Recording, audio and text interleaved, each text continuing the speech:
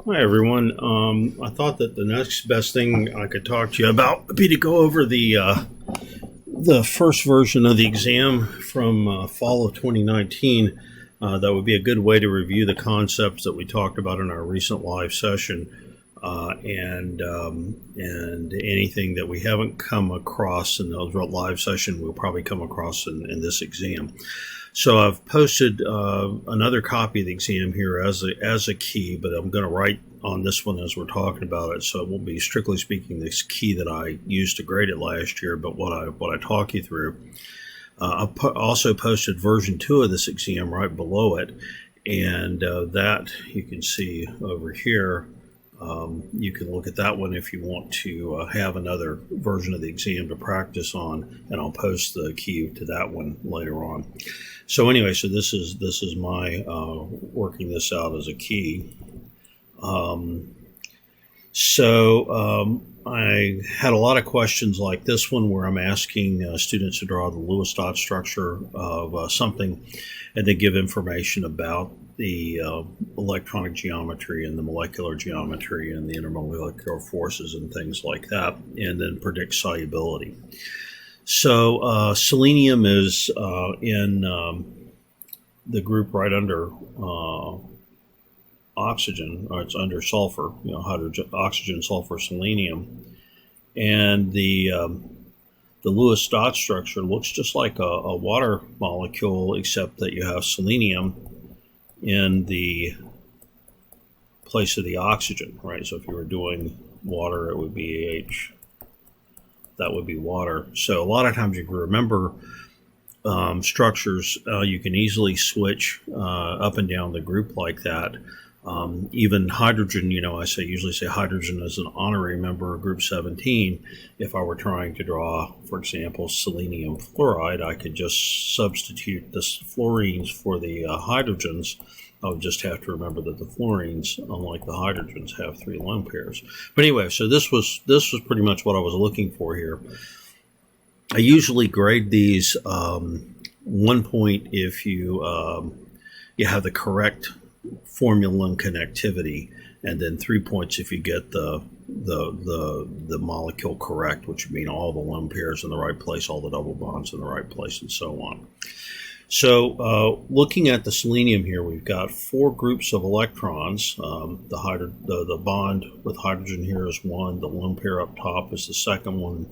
There's another bond there, and then another lone pair down here. So 4 groups of electrons, of which 2 of those are lone pairs. And 4 groups tells us that it's going to be a tetrahedral electronic geometry, so that's that one. Symbol for that is T sub D. That's the electronic geometry. 4 groups also tells me I'm going to have sp3 hybridization. That's 4 orbitals in the hybrid for 4 groups. The molecular geometry, because of the lone pairs, this is going to, if I draw my typical tetrahedron here, where those lines are in the plane, this wedge is out of the plane, and this dash is behind the plane. My selenium is here. If I put my lone pairs coming out of the plane, we can see that if I just look at the atoms part of this, that's an angular or bent. So something like angular or bent would be okay for the molecular geometry. The bond angle is going to be a little less than 109.5 degrees. It's actually, well, in water it's 104. In selenium it's probably going to be a little bigger because selenium's a bigger molecule. It's got a little more room to spread out. But it'll probably be 109.5 or a little less. Now, in terms of intermolecular forces, I can rotate this around and draw this molecule looking like this. This is kind of the 2-dimensional representation of a water molecule type thing. First of all, everything has London dispersion forces, so LDF is always going to be there.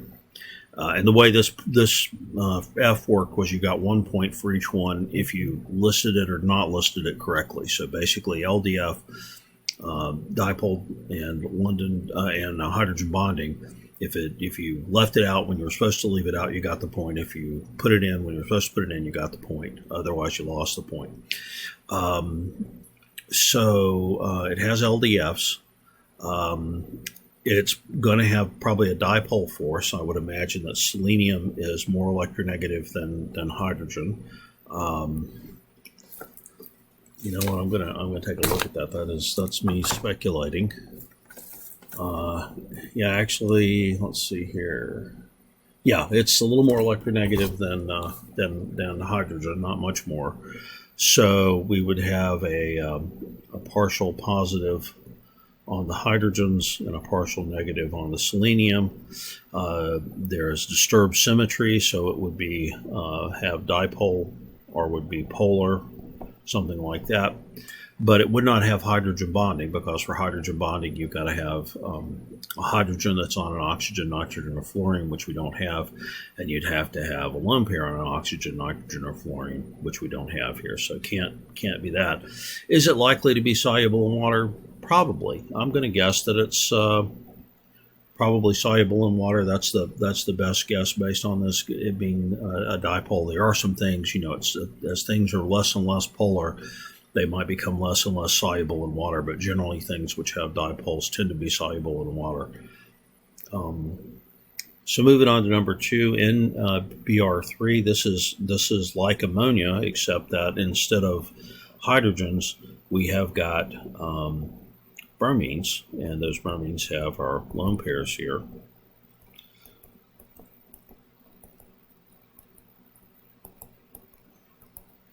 And that's got 4 groups, of which one is a lone pair. So that's going to be a tetrahedral. Electronic geometry, it's going to have an sp3 hybridization. Its molecular geometry with one lone pair, if I draw my tetrahedron here, and again the straight lines are in the plane, the wedge is coming out of the plane, and the dashes go back behind the plane. I'll put the lone pair at the top. Now, if we just look at the atoms, we have this trigonal pyramid arrangement here. So this is called trigonal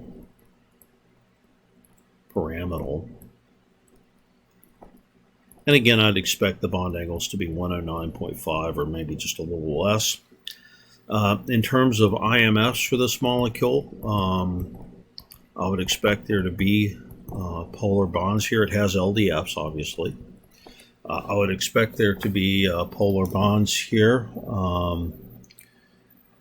Nitrogen is a little more electronegative than bromine, so the negative center is going to be on the nitrogen, the positive center is going to be on the bromine, and so the center of positive charge is, kind of down here underneath directly underneath the nitrogen. So I would say that this has a dipole. And again, I would speculate that this is going to be soluble in water. Again, it's probably not very polar, so it might be not very soluble in water. And of course, soluble in water is not just a yes or no thing. It's also a how much is soluble in water. But I would expect this would be soluble in water. All right. Third one, we're looking here at boron triiodide, and boron is in group 13, and group 13 and group 2 have special rules. Remember, group 2 can have 4 electrons, not an octet, and group 16 can have 6 instead of an octet. So this is an exception to the octet rule. The structure is going to look like this. The boron is only going to have 6 electrons around it. So it would look like that. It's got 3 groups, of which 0 are lone pairs. So 3 groups means trigonal planar. It's got a sp2 hybrid. Its molecular geometry, since it has 0 lone pairs, is the same as the electronic geometry, trigonal planar. The bond angle is around 120. In terms of IMS, this has London dispersion forces. So if I try to represent the molecular geometry, I don't have to think about 3 dimensions to do this. Whoops, this isn't fluorine, it's iodide.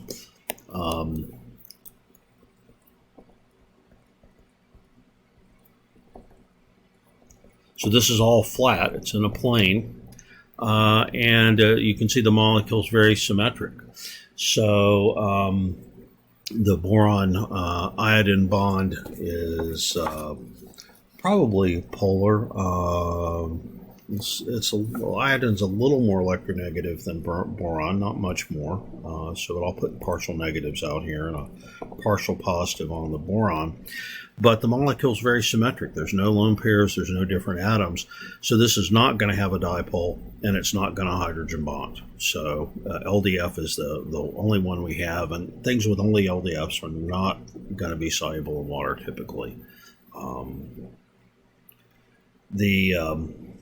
The Lewis dot structure of HCAS. So you have to think about the pieces here. So I've got hydrogen, I've got carbon, and then I've got arsenic. Arsenic is under phosphorus, which is under nitrogen.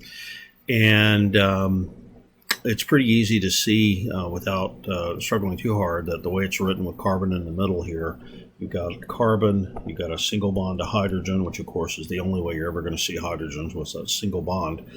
And then I've got 3 unpaired electrons left over in carbon, 3 unpaired electrons on arsenic. That forms 3 double bonds, or 3 bonds, a triple bond, and then arsenic has a lone pair.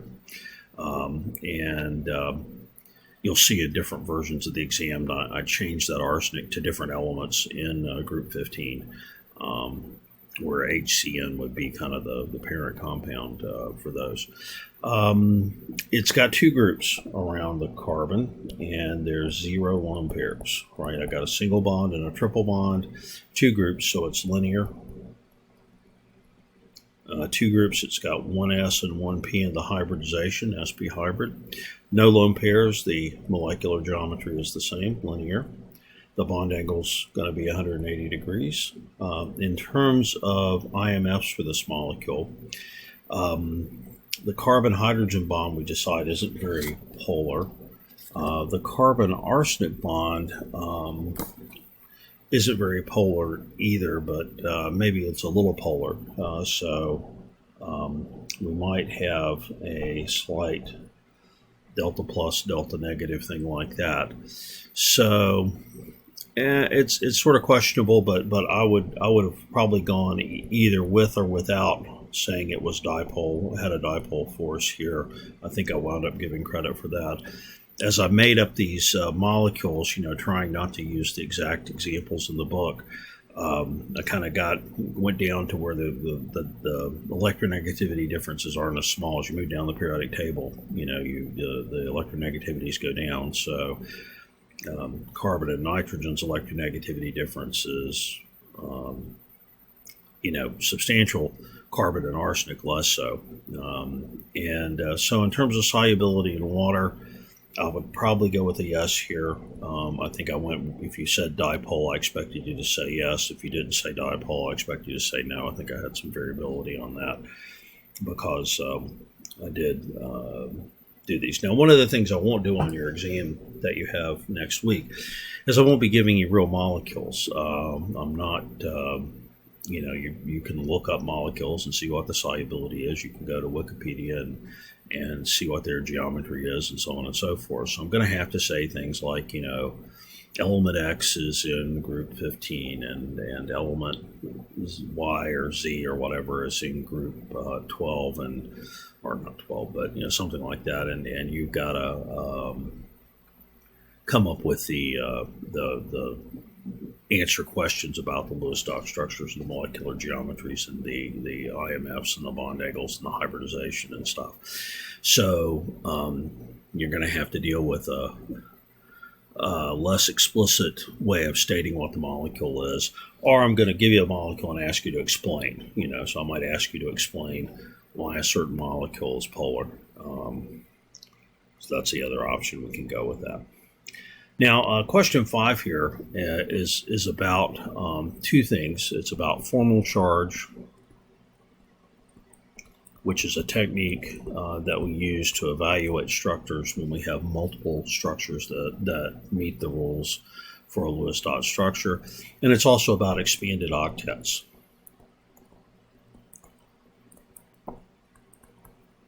And in the handout on the visual method of valence bonding, okay, I talk about both of these things, but I think it's easier to see. So expanded octets, basically anything that's below or to the right of phosphorus on the periodic table can expand the octet, and can the traditional explanation for this is they involve d orbitals in the hybridization scheme so that they've got room for more than 8, and so you might see 10 or 12 electrons around the central atom. So if we look in this case at the sulfate ion, and this really is kind of the poster child of this problem. The sulfate ion, we've got SO4 2-, so sulfur's in group 16, so it's got 6 valence electrons, and then I've got 4 oxygens with 6 valence electrons. That's 24 from that, and then I get 2 oxygens from 2 electrons from my negative charge, so I've got 32 valence electrons. And if I start drawing my structure, I can draw this structure right here. And draw single bonds, connect the oxygens up to the sulfur with single bonds, and I find that I have enough electrons left to fill in all the oxygens octets. And when I do that, I've got a structure that meets the octet rule just right off the bat. Don't have to think about double bonds or anything like that. Now, it turns out that's not the generally accepted structure for sulfate. The accepted structure is one where instead of this, we have the sulfur has 2 oxygens that are doubly bound and only have 2 lone pairs, and then 2 oxygens that are singly bound and have 3 lone pairs.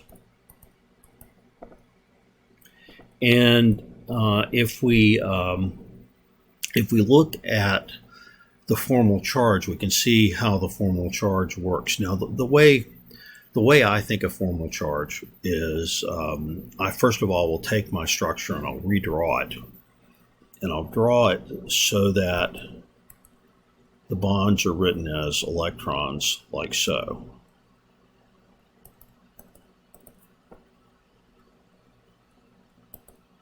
So I've written my bonds out here as a pair of electrons. So that's my structure. And what we're going to do, let's go change colors here. What we're going to do is we're going to divide the bonds down the middle and give 1 electron from each bond to each atom. And then we're going to count how many electrons we have on our structure, and we're going to compare it to how many electrons that we'd normally have. So we got electrons, valence electrons, I should say, valence electrons per the periodic table. Okay, for sulfur and for oxygen, those are going to be 6. And then we're going to have valence electrons per structure. What we get from this, sulfur, you see, has 4. The oxygens have 7. If we subtract the ones on the structure from the ones on the periodic table, we get +2 for sulfur and -1 for all the oxygens. And those are the formal charge. These oxygens are all -1. And this sulfur here is +2. And generally with formal charge, what you're looking for is you want to have, formal charge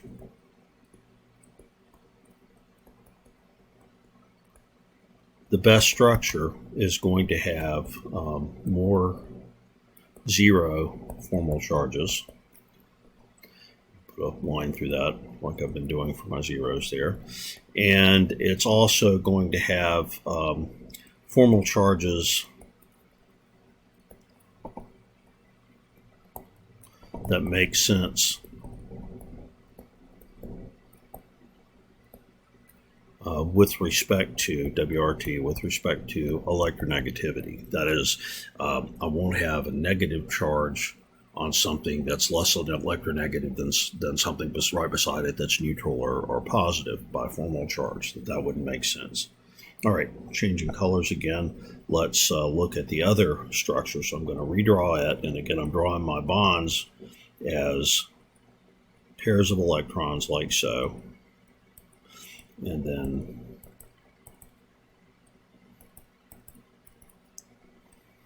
my oxygen atoms here like that. This whole thing is in brackets and 2 minus because it's a negative 2 ion.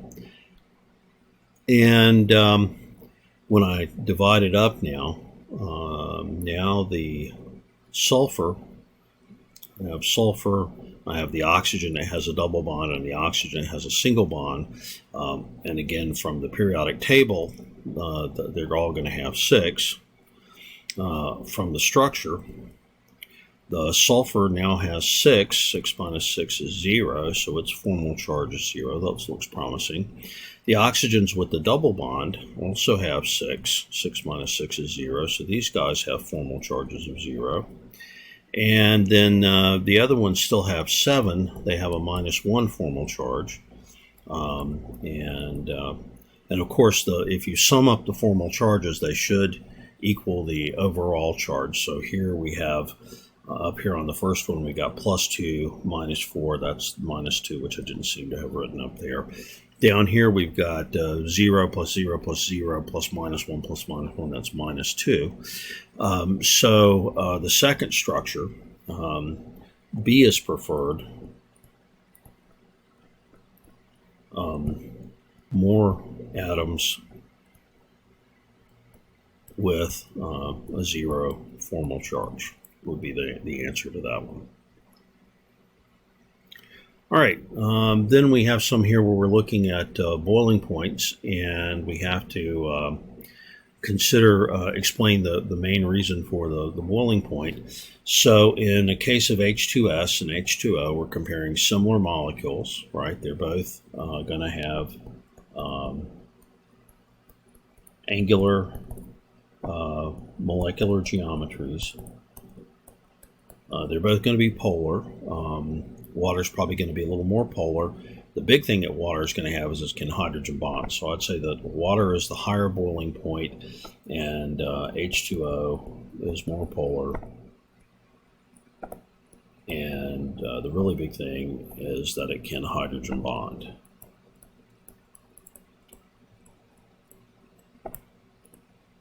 And again, what you are talking about here is if I have 2 water molecules close to each other, the lone pair on the oxygen and the hydrogen on a different water molecule can hydrogen bond, and that lets the molecules interact better. Propane, C3H8, and octane here, which is C8H18. These are hydrocarbons. They're both nonpolar. They only have LDFs.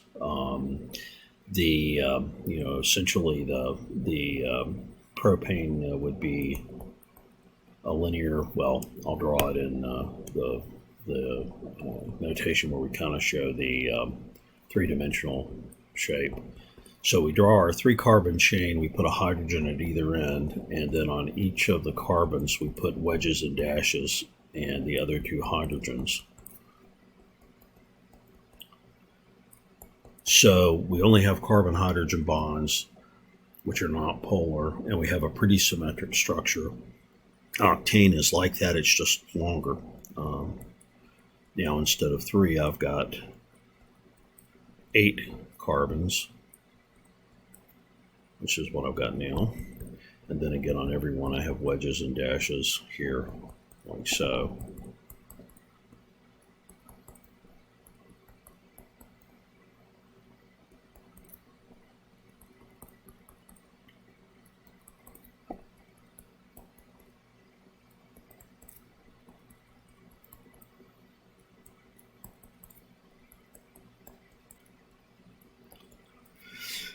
So, again, these are the first kind of compounds you're going to encounter in organic chemistry. When you get there, they're called straight chain alkanes. The only intermolecular force they have is London dispersion forces. London dispersion forces are stronger the more electrons you have. So C8H18 has more electrons, thus it's more polarizable, which means that thing that I depicted in my thing on my live session the other day, that the electrons' random movement gives rise to temporary dipoles. Thus, it has stronger London dispersion forces. So, if you just said stronger London dispersion forces, you'd probably get the point for that. All right, SO2 and O3 look a little different, but they're actually, again, similar Lewis dot structures and electronic geometries. They are sulfur and oxygen, of course, are in the same group 16. So the Lewis dot structures both look like that. They're both trigonal planar electronic geometries.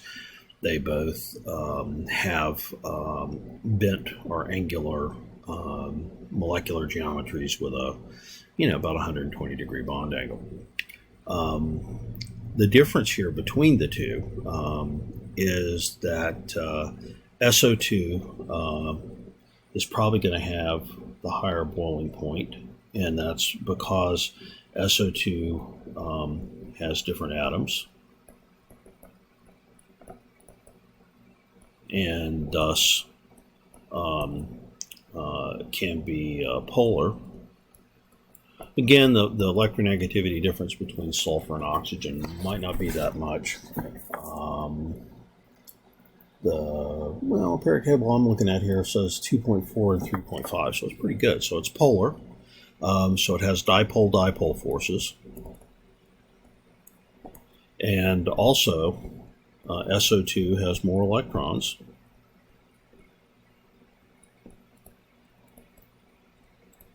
So it has stronger LDFs than ozone would have. O3 is ozone. All right, getting into question 7. This is one that I pulled from the AP exam from one year. I can't remember what it was. And so we're given a skeleton structure here of a compound, and we're asked to complete the Lewis structure for this. So if we think about S2Cl2, the thing I would think about is how many electrons should I have? So sulfur is in group 6, so that's 6 times 2 from sulfur. And then I've got chlorine, which is group 17, so 7 times 2. So 14 plus 12, I've got 26 valence electrons to place in this molecule. Well, first things first, everybody's got to be connected by at least a single bond. So that leaves me with 20 valence electrons. Now, if I look at the chlorines at the end, they need 6 each, so that would be 12. And then the sulfurs need 4 each, that would be 8. 12 plus 8 is 20, so I need 20. I have 20, so I just drop them in as lone pairs like so. And my structure is good. And if I count through that structure, I would have 26 valence electrons. Then I'm asked to classify the value of the Cl-S-S bond in the molecule. And so if I think about this molecule, what I'm going to have is it's 4 groups on every atom. So everything's going to be like a tetrahedron. So I could draw these the structure kind of like I draw the hydrocarbons, the carbons and the hydrogens. But instead of having to draw hydrogens, I'm just drawing lone pairs on it now. But the lone pairs cause these angles here to be, around 109.5. What we'd expect from a, we've got 4 groups, 2 lone pairs. So that's tetrahedral electronic geometry, angular molecular geometry. So I would say 109.5 degrees or slightly less for that. And then we talked, I guess, last time about this one. This is, again, one of my all-time favorite questions. So I did talk about this in the live session, so I don't need to draw on this one. The question here talks about a reaction where you're producing carbon tetrachloride by reacting chloroform with chlorine and at 400 degrees Celsius, so quite hot temperatures. And then one of the problems you have when you run a reaction is purifying what you want from the reaction. So to separate the carbon tetrachloride from the HCl, if you cool the mixture to 70 degrees C, the CCl4 condenses while the HCl remains in the gaseous solution. So what that tells us, again, I had this diagram down here, that at 70 degrees, the boiling point of carbon tetrachloride is at or right above 70 degrees, because at 70 degrees, CCl4 is a liquid, but HCl is still a gas. Now, if CCl4 liquefies there before HCl, that means CCl4's intermolecular forces are stronger, even though CCl only has London dispersion forces, whereas HCl has both London dispersion forces and dipole forces. That's a great question, because a lot of times students believe that, dipole forces always beat London dispersion forces. That's not always the case, and this is an example when it isn't the case. The other thing I want to point out here is the hydrogen chloride molecule versus HCl acid, right? So HCl in the gas phase is the hydrogen chloride molecule. If we have HCl in an aqueous solution, we think of that as being H plus Cl minus or H3O plus Cl minus, where the H3O plus is a H plus plus a water, giving me that H3O plus. So HCl, depending on its phase, we think of it different ways. Hydrogen chloride is the gas. It has a polar covalent bond. Hydrochloric acid is ionic and thus acts as an acid in solution. All right, so that's a walk through that exam. Again, I published in the OneNote notebook another version of this, so maybe now you could try your hand at that one and see how you do with that one, and this will help you move on to be prepared for the next exam.